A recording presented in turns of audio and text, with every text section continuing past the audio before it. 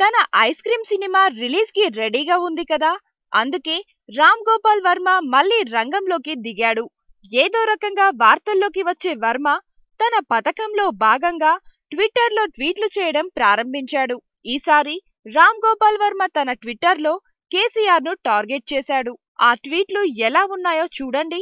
TRS office అవతల కేసీఆర్ లో భగవంతుడి అవతారాన్ని చూసుకున్నామని చాలా మంది అమ్మాయిలు నాతో అన్నారు.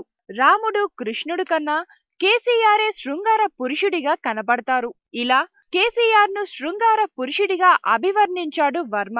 అతిపెద్ద కేసీఆర్ విగ్రహాలు, హోర్డింగులతో హైదరాబాద్ పట్టణం సుందరంగా ఉంటుంది అని ఓ కాలేజీ అమ్మాయి నాతో అంది అంటూ ట్వీట్ చేసిన వర్మ కేసీఆర్ ను ఏ విధంగా టార్గెట్ చేశాడో అర్థం కావడం లేదు.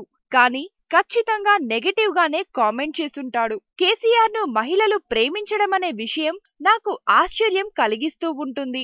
ఎక్కువ మంది మహిళలు అధికారాన్ని ప్రేమిస్తుంటారని, అందుకే కేసీఆర్ ని ప్రేమించి ఉంటారని అనుకుంటున్నా అని మరో ట్వీట్ చేశాడు. బహుశా కేసీఆర్ సీఎం అయినందుకు అక్కసుతో ఈ పోస్టు పెట్టి ఉంటాడు. కేసీఆర్ అందంపైనే ఫోకస్ చేసిన వర్మ ఒక అమ్మాయి మనసులోని మాట అంటూ ఇండైరెక్ట్ గా కేసీఆర్ పై సెటైర్లు వేశాడు. దాంట్లో భాగంగానే కేసీఆర్ అంటే తనకి చెప్పలేనంత ఇష్టమని, హైదరాబాద్ సిటీలోనే అంత అందగాడు ఉండరని మరో అమ్మాయి నాతో అంది అని ట్వీట్ చేశాడు.